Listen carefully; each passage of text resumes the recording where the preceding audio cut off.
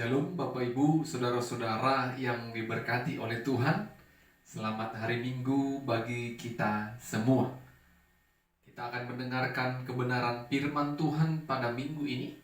Namun sebelumnya kita satukan hati kita. Kita bersatu di dalam doa. Bapa di sorga, terima kasih buat anugerah Tuhan yang senantiasa kami rasakan sepanjang kehidupan kami. Kami memuji dan memuliakan nama Tuhan. Di minggu yang telah Tuhan kuduskan ini, kami mau belajar dari kebenaran firman Tuhan. Berkati hati dan pikiran kami dengan kuat kuasa roh Tuhan, sehingga kebenaran firman Tuhan menjadi kekuatan dan penolong dalam kehidupan kami. Terpujilah nama Tuhan. Dalam nama Yesus kami berdoa dan mengucap syukur kepada Tuhan. Amin. Bapak Ibu saudara-saudara yang diberkati oleh Tuhan, pada minggu ini kita mau belajar dari kebenaran firman Tuhan dari Hosea pasalnya yang pertama, ayat kedua sampai ayatnya yang ke-10. Hosea pasal yang pertama, ayat yang kedua sampai ayatnya yang ke-10. Kami akan membacakan firman Tuhan bagi kita. Demikianlah firman Tuhan. Ketika Tuhan mulai berbicara dengan perantaraan Hosea, berfirmanlah ia kepada Hosea, "Pergilah, kawinilah seorang perempuan sundal, dan peranakanlah anak-anak sundal, karena negeri ini bersundal hebat dengan membelakangi Tuhan." Maka pergilah ia dan mengawini Gomer binti Diblaim. Lalu mengandunglah perempuan itu dan melahirkan baginya seorang anak laki-laki. Kemudian berfirmanlah Tuhan kepada Hosea, "Berilah nama Yizril kepada anak itu, sebab sedikit waktu lagi maka aku akan menghukum keluarga Yehu karena hutang darah Yizril, dan aku akan mengakhiri pemerintahan kaum Israel. Maka pada waktu itu aku akan mematahkan busur panah Israel di lembah Yizril." Lalu perempuan itu mengandung lagi dan melahirkan seorang anak perempuan. Berfirmanlah Tuhan kepada Hosea, "Berilah nama Lo-ruhama kepada anak itu, sebab aku tidak akan menyayangi lagi kaum Israel, dan sama sekali tidak akan mengampuni mereka. Tetapi aku akan menyayangi kaum Yehuda dan menyelamatkan mereka demi Tuhan, Allah mereka. Aku akan menyelamatkan mereka bukan dengan panah atau pedang, dengan alat-alat perang, atau dengan kuda dan orang-orang berkuda."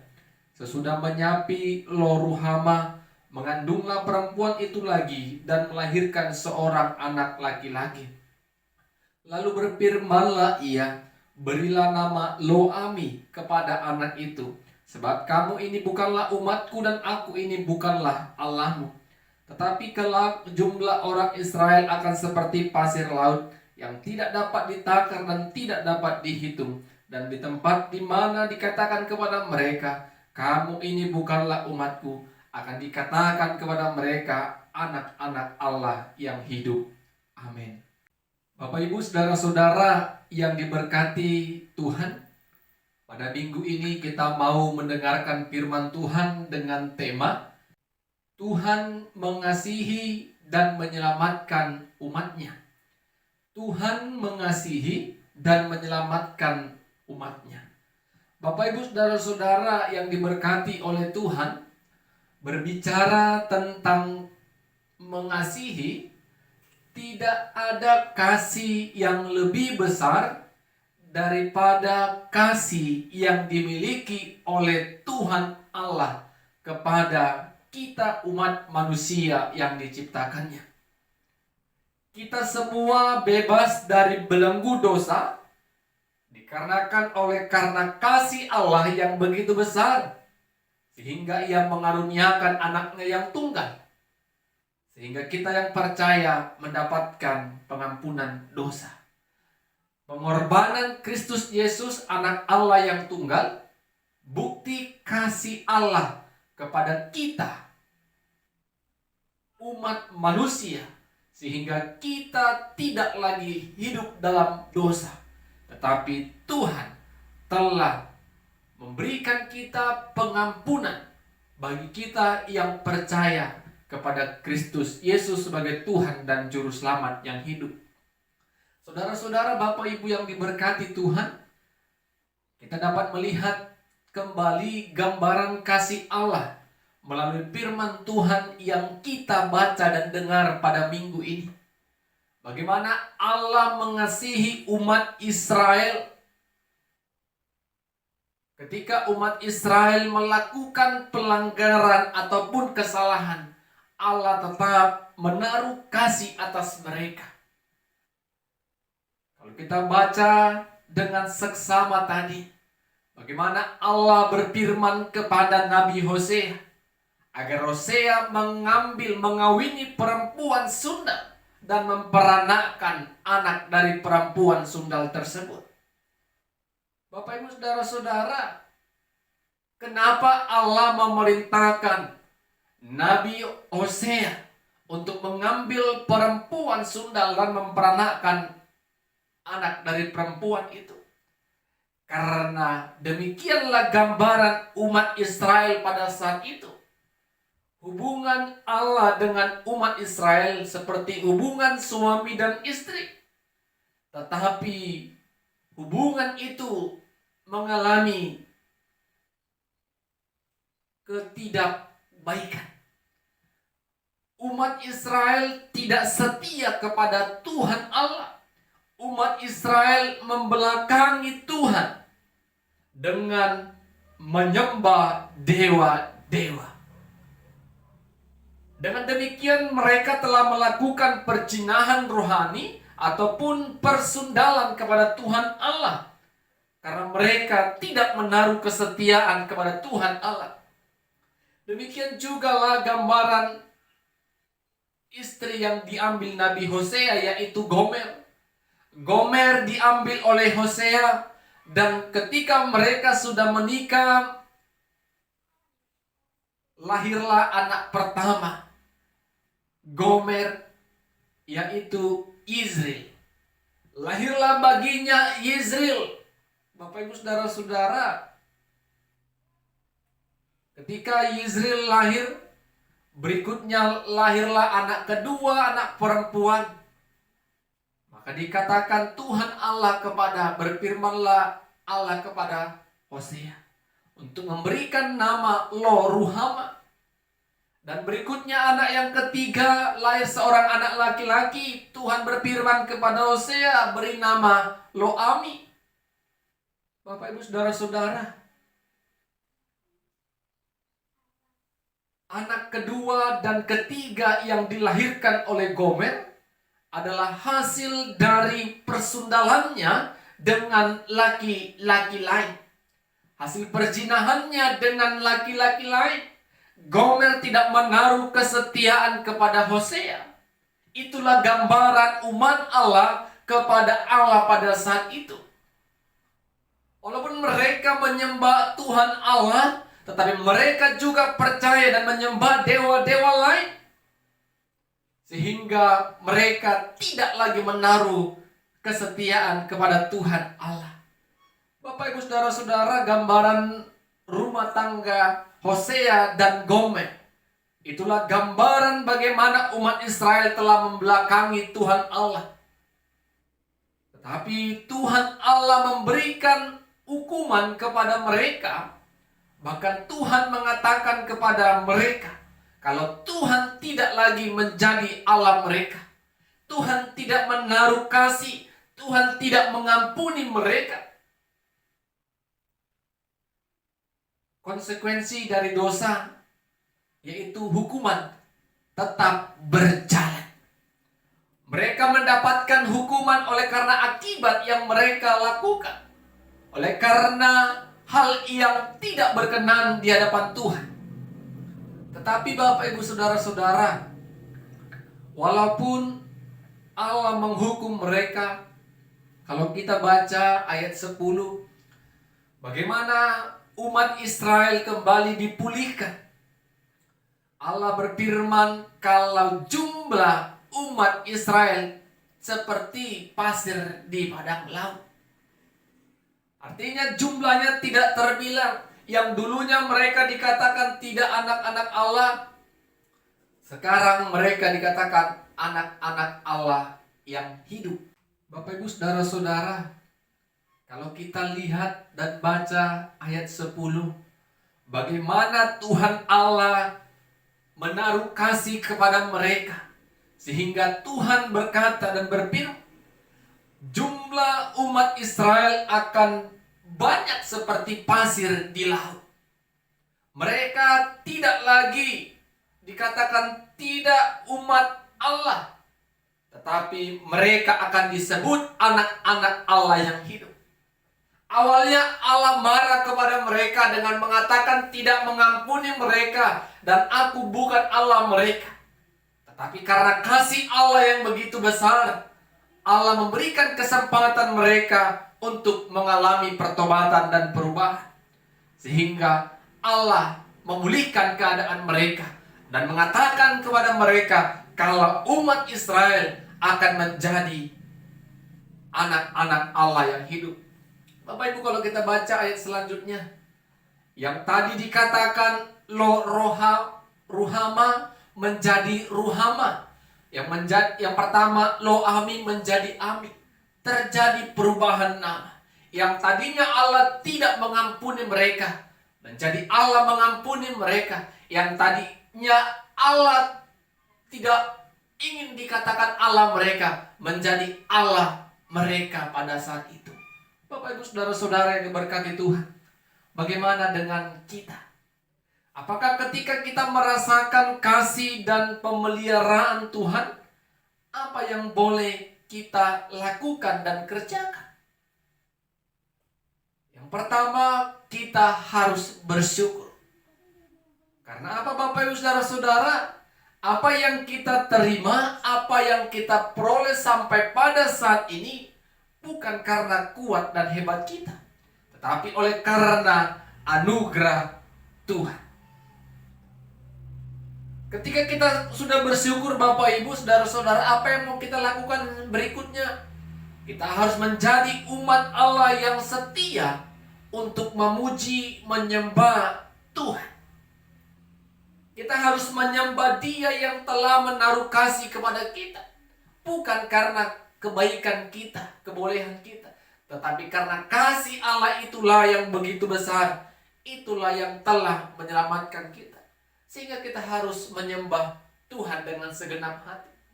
Jangan kita menyembah kekuatan-kekuatan dunia, karena itu akan menyakiti hati Tuhan.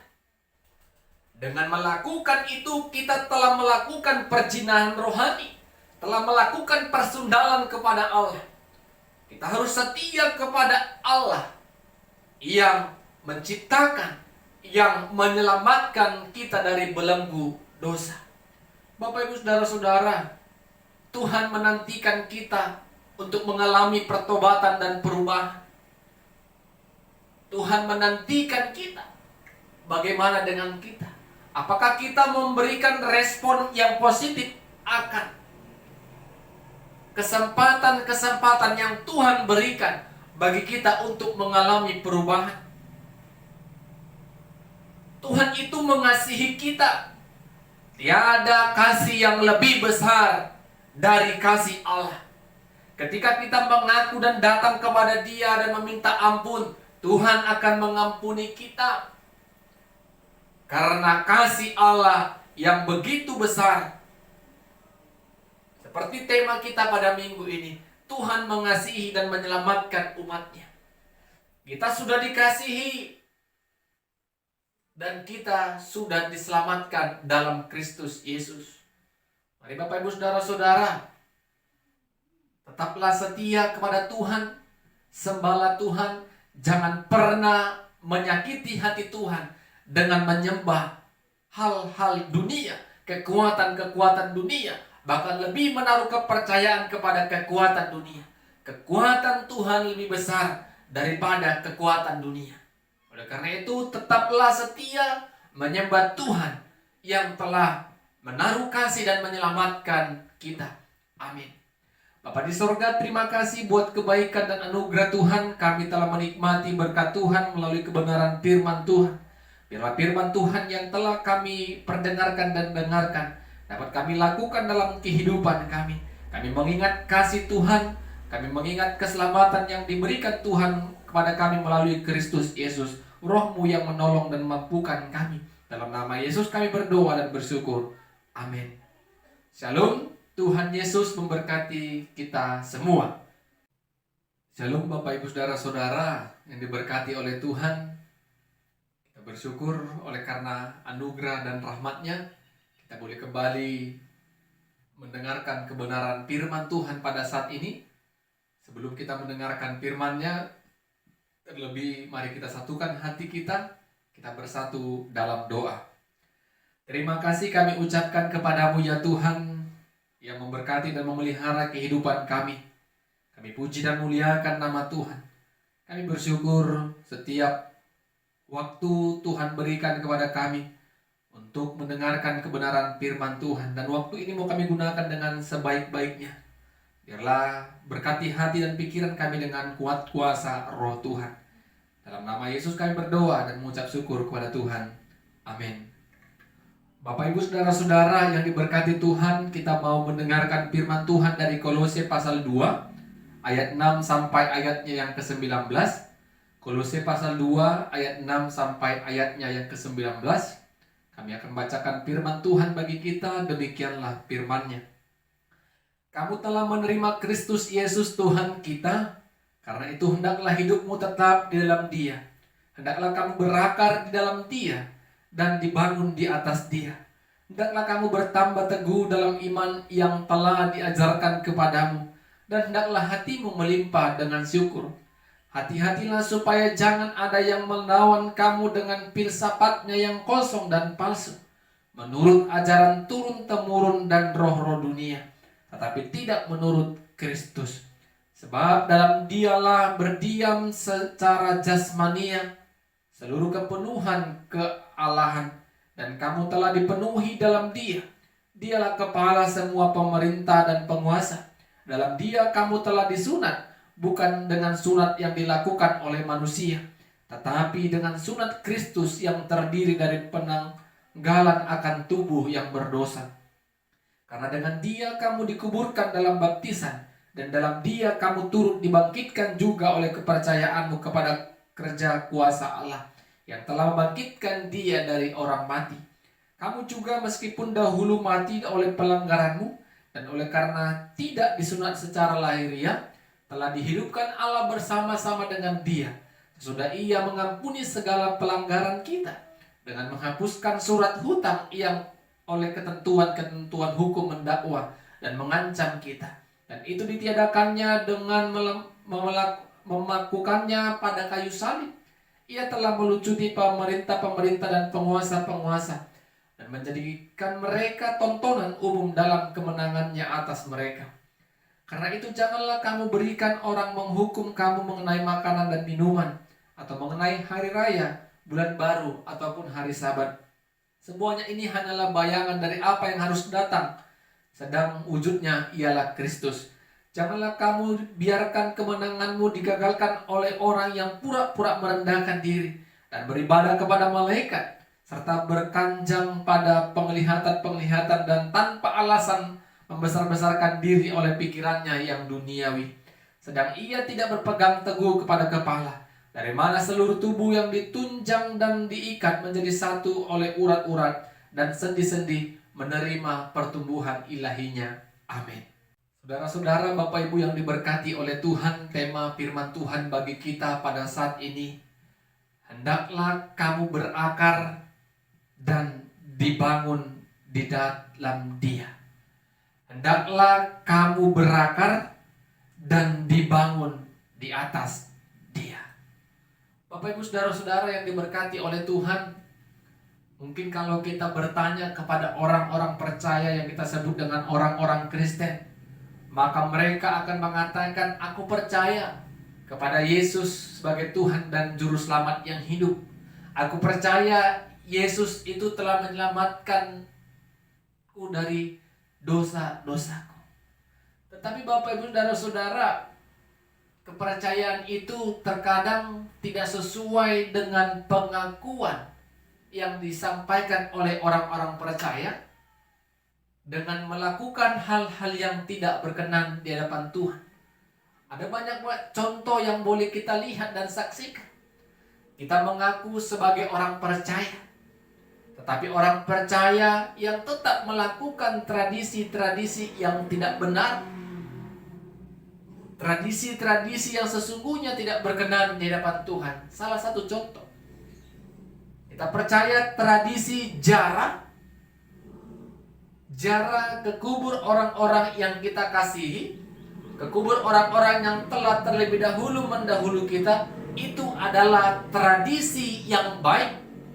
Kita boleh datang mengingat segala kebaikannya, segala nasihat yang pernah dilakukan, yang diucapkannya, bahkan pengorbanan-pengorbanan yang pernah dikerjakannya untuk kita.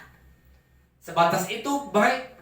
Tetapi ada orang percaya, Bapak Ibu Saudara-saudara, pergi jarak ke kubur orang-orang yang terlebih dahulu, yang telah mengasihi kita, yang telah meninggal terlebih dahulu, berdoa di kubur dengan mengatakan, kiranya rohmu yang memberkati semua kami anak-anakmu. Bapak Ibu Saudara-saudara,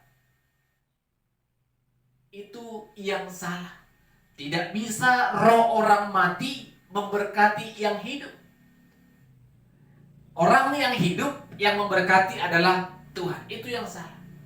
Kalau sebatas jarak untuk mengenang itu baik, tetapi jarak ketika kita berdoa agar roh orang mati ini memberkati dan menyertai kita, itulah yang salah. Itu tradisi salah. Tetapi masih banyak orang-orang percaya melakukan itu. Tidak sesuai iman yang diucapkannya dengan praktek kehidupannya. Bapak Ibu Saudara-saudara, itu yang dikatakan Rasul Paulus kepada jemaat yang ada di kota Kolose. Rasul Paulus tahu jemaat Kolose itu sudah menerima Kristus Yesus sebagai Tuhan dan Juru Selamat yang hidup. Tetapi Rasul Paulus ingatkan mereka agar mereka dapat berakar di dalam Dia dan bertumbuh di dalam Dia. Berakar, bertumbuh, dan dibangun di atas Dia. Sesungguhnya ini adalah nasihat yang disampaikan oleh Rasul Paulus kepada jemaat yang ada di kota Kolose.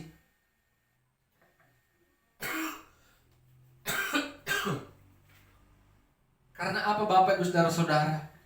Walaupun mereka sudah menerima, percaya kepada Kristus sebagai Tuhan dan Juru Selamat, tetapi mereka harus tetap waspada kepada ajaran-ajaran, bahkan tradisi-tradisi, bahkan kebudayaan-kebudayaan yang bisa mengombang-ambingkan iman percaya mereka.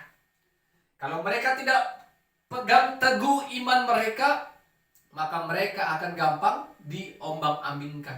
Banyak ajaran-ajaran yang bisa menyesatkan iman percaya kita.